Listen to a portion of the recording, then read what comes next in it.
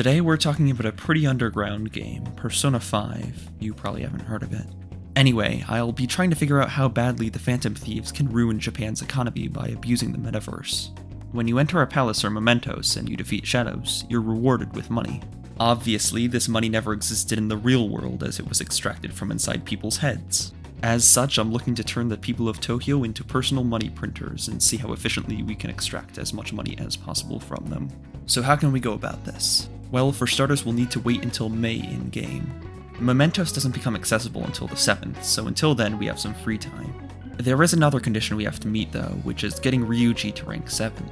Luckily, Ryuji is one of the first social links to open up, meaning we can use a lot of our free time with him. That said, with how things line up, due to his rank 7 being triggered by events on specific days, the earliest we can possibly get him to rank 7 is the 20th of May. So of course we have to wait until Mementos opens up on the 7th, but why is Ryuji required? Well, rank 7 of his social link gives us the insta-kill skill. In base Persona 5, this was simply a quality of life thing, skipping over battles entirely. However, in P5R, this gives us the rewards from that battle as if we had finished it in one turn. The most notable thing about this is that it doesn't cost us any resources at all. There may be more efficient ways of getting money, confusion being one of them, but due to the method requiring SP, it's not sustainable. Our goal is to get the max amount of money every single day we possibly can. Confusion strategies are good enough to get the amount of money you need to progress through your normal playthrough, but we've embarked on a much darker timeline. The 2017 Japan Economic Crisis timeline. In order to buff our damage to the economy as much as possible, we'll need to extract the full 10 million yen from the metaverse every single day. I'm going to be assuming, for the sake of this challenge, that Joker has an offshore bank account where he's depositing his earnings each day. Alright, that all out of the way, we can go back to May 20th. Starting with 0 yen, we'll be seeing how much money we can accumulate over the game by getting the money cap each day. In order to see which days we would be able to do this on, I needed to look at the entire calendar. There are many days when cutscenes take place that we wouldn't be able to enter mementos. We also have palaces to complete, each of which will cost us 3 to 4 days and each have specific deadlines. Of course, we'll be completing these as efficiently as possible, which means only one trip unless we're talking about Madarame or Nijima's palaces. On top of that, we have the 2-day cost for sending the calling card and actually defeating the boss. Simple enough math. So, in order to get all the data I used, I found this incredible spreadsheet by CalHawk that lays out everything that happens on every single day in the game, including the available S-links. Seeing all the deadlines and cutscenes on each day made things super easy for me to calculate, so their work was incredibly helpful to me. That said, exactly how many days do we have free following May 20th?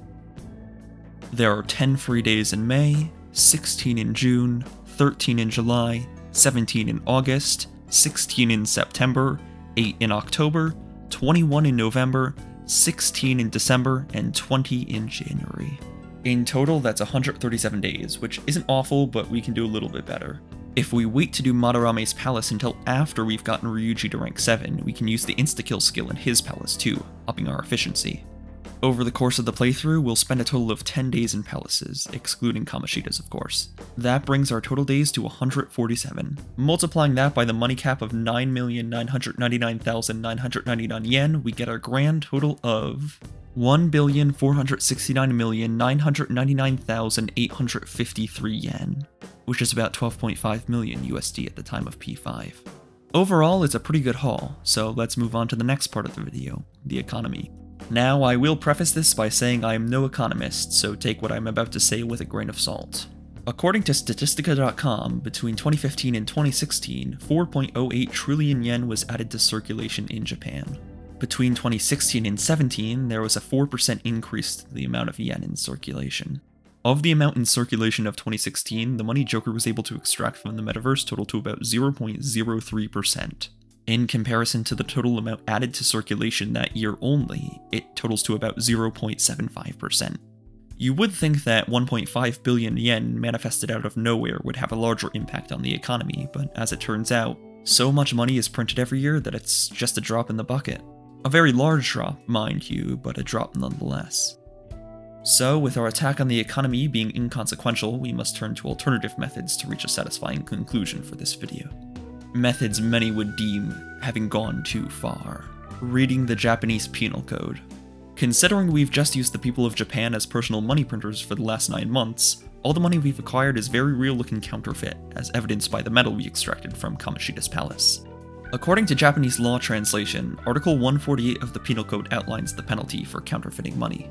Quote, a person who counterfeits or alters a current coin, banknote, or bill for the purpose of uttering is punished by imprisonment for life or a definite term of not less than 3 years, end quote.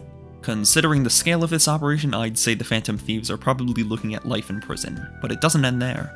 Article 150 states that a person who acquires a counterfeit or altered coin, banknote, or bill for the purpose of uttering is punished by imprisonment for not more than 3 years.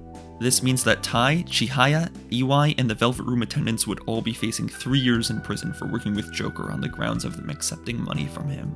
We can take this even further beyond, too. Igor is the one who provides Joker the Metaverse app in the first place, meaning that he could face 5 years of prison time for giving Joker the tools to counterfeit all that money.